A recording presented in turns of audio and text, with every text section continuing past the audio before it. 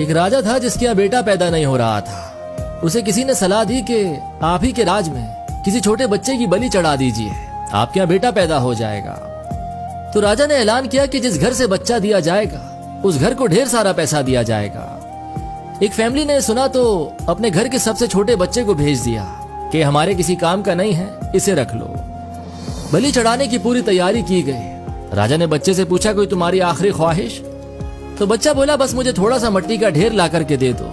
मट्टी लाई गई तो उस बच्चे ने 4 छोटे छोटे से मकान बनाए। जब मकान बन गए तो उस बच्चे ने 3 मकानों को लात मारकर गिरा दिया, एक को रहने दिया। उसके सामने हाथ जोड़कर दुआ की और राजा से बोला, अब मेरी बलि चढ़ा दो। राजा को बड़ा अजीब लगा, वो डर सा गया कि शायद बच्चे ने कोई जादू वगैरह कर दिया। उसने बच्चे से पूछा, है तूने क्या किया?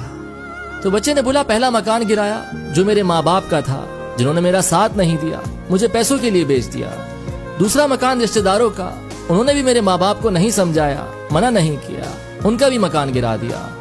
तीसरा आपका था, आपका तो काम है लोगों का ख्याल करना, उनकी हिफाजत करना, पर आपने तो मेरी बलि चढ़ाने की सोच ली तो आपका भी महल गिरा दिया। चौथा मेरे खुदा का घर है, उनके सामने हाथ जोड़कर कह दिया है कि अब सब तू संभाल लेना। राजा ने सुना तो गहरी सोच में पड़ गया कि कहीं ऐसा ना हो कि बलि देने के बाद भी मेरे यहाँ बेटा पैदा ना हो। तो उसने नम आंखों के साथ रोते हुए उस बच्चे को अपने गले से लगा लिया और उसे अपना ही बेटा तस्लीम कर लिया। कहानी का मैसेज सिर्फ इतना कहता है कि उसके सजदे में झुक जाएं, जिसके सजदे में झुकने से कोई आपका बुरा नहीं कर सकता।